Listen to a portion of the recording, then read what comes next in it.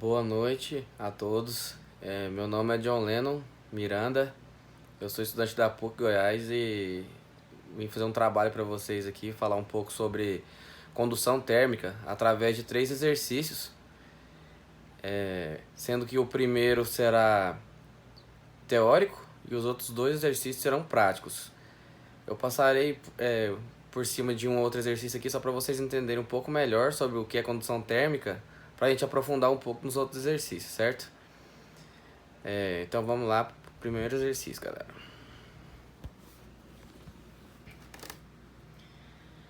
Número 1. Marque a alternativa correta a respeito da lei de Fourier.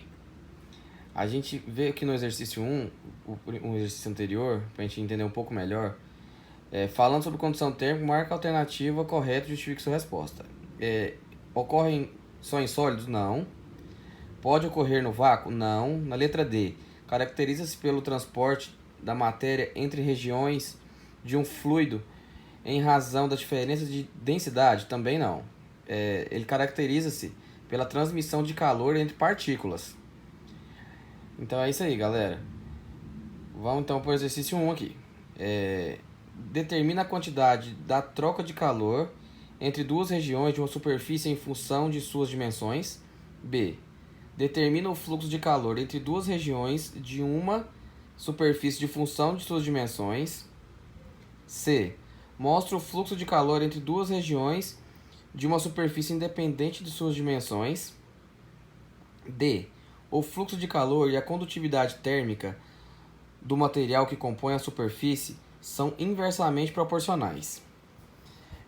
A resposta certa é a alternativa B. Determina o fluxo de calor entre duas regiões de uma superfície em função de de suas dimensões. A gente consegue ver isso através da fórmula de Fourier, né? Que é essa fórmula aqui, que determina o fluxo de calor entre duas regiões de uma superfície em função de suas dimensões. Certo? Agora a gente vai para 2 exercícios práticos para a gente entender um pouco melhor desse raciocínio através de exercício prático. Esse primeiro exercício, os 2 exercícios são parecidos, é o mesmo pensamento, porém tem algumas particularidades. Vamos lá para o exercício número 2. Um objeto de 160 gramas de massa repousa durante 1 minuto sobre a superfície de uma placa de 30 centímetros de espessura, L. E ao final desse experimento, percebe-se que o volume do objeto é 1% superior ao inicial. A base da placa é mantida em 195 graus Celsius e nota-se que a sua superfície permanece em 175 graus Celsius. A fração de energia em porcentagem efetivamente utilizada para reforçar a peça é... Ele então dá aqui, né, alguns dados do exercício, né, que é a condutividade da placa é de 50, o calor específico do objeto, C, é 432 joules por quilograma, graus Celsius, né? O coeficiente de dilatação linear, que é o Azinho, ele é 1,6 vezes 10 a menos 5 graus Celsius a menos 1. E a área da placa é de 0,6 metros quadrados. Então vamos lá. Como é que a gente pode começar esse exercício? Primeiramente, a gente vai usar a fórmula a lei de Fourier, né? Que é utilizada em quase todos os exercícios, né? No caso aí, para a gente determinar o fluxo de calor. O fluxo de calor é dado por esse símbolo aqui. Com isso, a gente vai entrar nessa equação aqui, ó, nessa fórmula, né? A gente já tem todos esses números aqui dados no exercício. O K, né, que é 50, a área, que é 0,6 em metros. O 195 menos 175 é a variação de temperatura e o 0,3 é a largura, que é dado no exercício. A gente então acha aí o valor de 2.000 joules por segundo. Com isso, a gente descobre o fluxo de calor, né? que é definido pela razão entre o calor transmitido e o tempo, e podemos determinar a quantidade de calor total transmitida às duas regiões da placa, através dessa equação aqui, que é sobre ΔT. 2.000 joules por segundo, né? A gente já tem aqui, né, do símbolo, que é igual a Q sobre 60. Com isso a gente acha o Q, que é 120.000 joules. E a partir dessa equação aí, da dilatação volumétrica, a gente pode determinar a variação de temperatura que é sofrida, né, pelo objeto. Devemos lembrar também que o coeficiente de dilatação volumétrica aí, ele corresponde 3 vezes o coeficiente de dilatação linear. Então aqui a gente vai entrar na equação de velocidade aqui, né? A gente já tem aqui, a gente já tem todos os dados. A gente vai chegar aqui, então, no fim, achando o ΔT. Esse ΔT aqui é a temperatura, a gente quer 208 graus Celsius. Com isso, a variação de temperatura sofrida no objeto, agora a gente pode determinar a quantidade de calor que é efetivamente recebida por ele, né? Que é o que está pedindo no exercício. Através dessa fórmula aqui, ó, Q igual a mVc vezes ΔT. A gente já tem o ΔT, né? Que a gente conseguiu achar através da fórmula da velocidade aqui em cima. A gente achou o ΔT 208 e o exercício já dá pra gente o M e o C. Correto? A gente vai achar então aí no fim que o calor que é recebido efetivamente pelo objeto é de 14.376,96 joules, que é correspondente aproximadamente aqui eu fiz a conta a 12% do total. Do total de quê? Do total dos 120.000 joules que a gente conseguiu achar logo acima aqui no exercício, que é trocado entre as superfícies das duas placas, que ele pede aqui no exercício aqui, ó, a fração de energia em porcentagem efetivamente utilizada para reforçar a placa. Então é de aproximadamente 12%, certinho? Agora a gente vai para um próximo exercício aqui. Esse próximo exercício ele é bem parecido com esse. Se tiver tido alguma dúvida no desenrolar desse exercício aqui, a gente vai fazer um próximo exercício aqui em cima da mesma ideia, né? Que é sobre condutividade térmica, né? Condução térmica, para vocês entenderem um pouco melhor. Sempre usando o raciocínio de Fourier, que é a troca de cargas. Então vamos lá. Nesse terceiro exercício aqui, a gente... Vamos começar lendo aqui o enunciado aqui para a gente saber o que ele está querendo no exercício.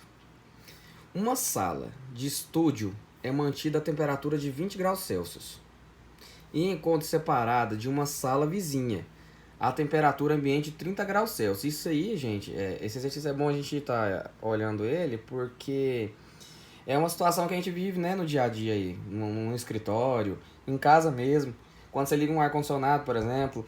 E para a gente saber, né, o que é essa troca de energia, por que até que um ar-condicionado ele força devido a essa troca de energia constante, né, que existe entre dois tipos de ambientes diferentes. Eu achei muito interessante essa matéria aqui, porque ela está bem situada no nosso dia a dia aí. Então vamos lá, vamos começar de novo aqui, para a gente entender o raciocínio do exercício.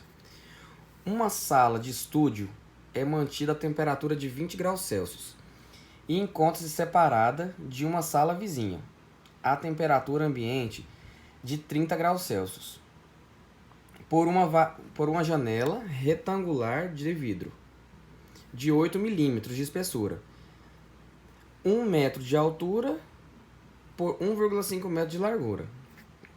Vou dar uma pausinha aqui, só pra gente ficar bem atento aqui nessa parte aqui, que isso às vezes pega muitas pessoas aqui. A gente tem sempre que transformar na mesma medida, colocar na mesma medida para não ficar errado no sistema internacional. Então a gente vai passar esse 8 milímetros aqui sempre para metros. A gente sempre vai trabalhar em metros no sistema internacional, tá? Que é o sistema aqui brasileiro, tá, gente? Então vamos lá.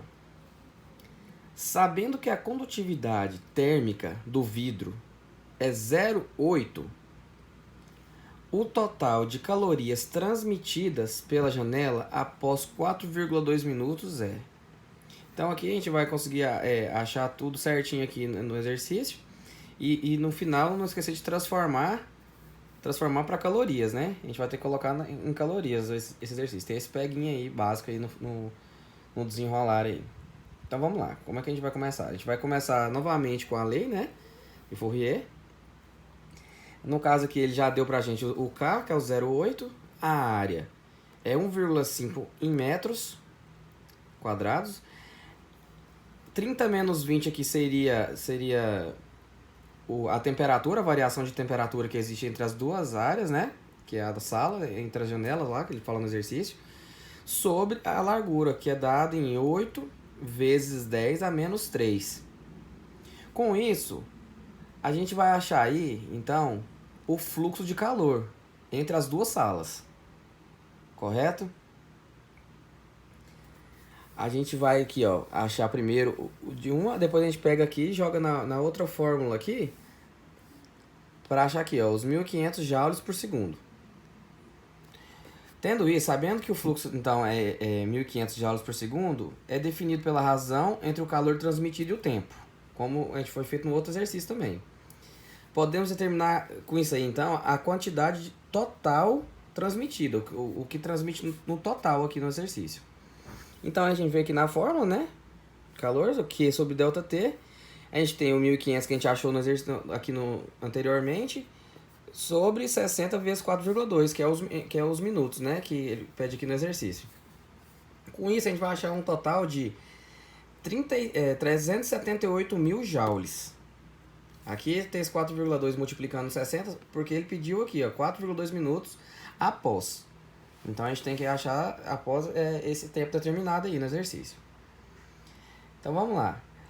Já que a gente tem que fazer aquela transformação que eu falei logo aqui acima, aqui, que ele quer em calorias, a gente vai adotar então que uma caloria é 4,2 joules. Certo? Cada uma caloria é 4,2 joules. Com isso a gente vai chegar no seguinte esquema aqui. A gente achou aqui então que 378 mil joules, né? Então a gente joga na fórmula aqui novamente, né? Q sobre, Q igual, aliás, 378 mil sobre 4,2. 4,2 não é pelos minutos, e sim pra gente achar a caloria no final do exercício. Correto? A gente vai achar aqui, ó, 90 mil. A gente transformando para quilocalorias aqui, a gente vai achar então 90 quilocalorias. Esse exercício é bem parecido com o exercício anterior, só que eu achei esse exercício aqui, ele é até um pouco mais simples, mas ele é uma forma melhor da gente conseguir entender essa troca de calor que existe entre ambientes distintos, aí, seja uma sala, seja uma cozinha. Isso aqui é muito bom no nosso dia a dia. Aqui ele chegou aqui ao ponto que querendo saber em quilocalorias, aqui no final, porque pede um exercício. Mas assim, esse exercício aqui é bastante interessante que a gente está analisando aí. Gostaria de agradecer aí a todos, né, pela atenção. E esse vídeo aqui ele foi feito aqui através de exercícios que eu peguei num site e foi explicando para vocês aqui o passo a passo dele. Muito obrigado mais uma vez aí. Meu nome é John Lennon Miranda. Esse exercício aqui foi feito para uma matéria de fenômenos dos transportes, professor Hugo Leonardo. E eu tô postando ele aqui juntamente com alguns colegas meus que tem mais 3 partes que vão ser juntas, né? Vão chegar aí até mais exercícios. Caso alguém tenha mais um interesse aí, né, de estar olhando outros exercícios para entender um pouco melhor desse assunto, vai estar lá tudo certo, vai estar tudo junto lá no YouTube, vai ter. A gente vai estar lançando aí no YouTube aí para todo mundo ficar por dentro dessa matéria. Eu vou adiantando para vocês aí que é muito bom, é muito interessante você estar juntando aí para acompanhar as outras, porque essa matéria aqui realmente é como eu falei anteriormente várias vezes aí, a gente vive isso aí no dia a dia e tomara que todos tenham gostado aí. Muito obrigado, uma boa noite e até mais, pessoal. Obrigado mesmo.